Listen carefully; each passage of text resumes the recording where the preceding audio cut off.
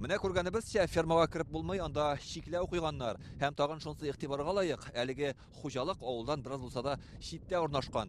Бикшурай авылында хәзер инде аппак кыш, ягъни хайваннарны көтүгә куа торган чор түгел.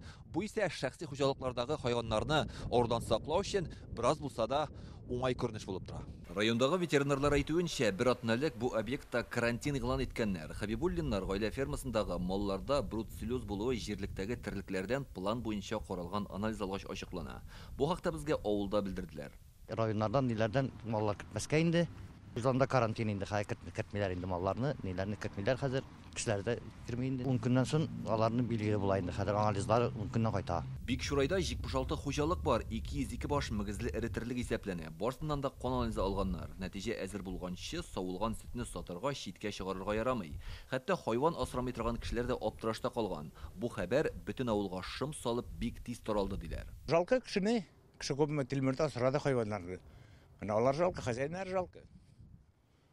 Күп акча түктеләләр аңын өчен. Берәр инде хайван килгәндер, нәгъ ширле хайван кайтканнардыр да, шуннан да киргәнә таралгандыр инде. Нәгъ шулай дип уйлыйм мин.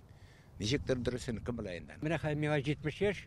Белмим мин аны ишеткәнем дә юк бит. Авыл җирлеге идарәсендә әйтүләренчә, Хәбибуллиннар фермасында 116 баш терлек бар. Аларның 40-ка якыны савым сыер, калганнары үгезләр һәм атлар диләр. Санитар таләпләр буенча аларның барсында махсус урынга алып китеп юк итәләр. Бу хуҗалыкта әлеге авыру килеп чыгу сәбәбен белгечләр үзләренчә аңлата. Примерлар бар. Анда күбесендә читтән маллап кайту инде. Менә справкасыз мал ташу, менә ул бигрәк тә шул рәвештә күп кенә шиләр чыга бит инде. Безнең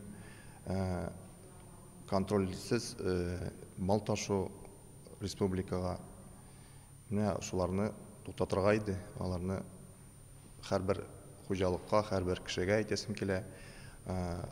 Андый кешеләрдән мал алмаска, һәр вакыт справкаларын карап, ветврачлар белән киңәш итеп, шул рәвештә генә. Хайваннарның берничәсен бүген үк Дагыстанга озаттылар. Маллар анда юк ителә ди белгечләр. Калганнарын да шунда алып китәчәкләр. Аннан соң фермадагы корылмаларны чист тарталар һәм дезинфекция ясыйлар. Балык Бәйсәс районыннан Илдар Сафиуллин, Алмаз Зиятдинов, Яңа Гасыр каналы.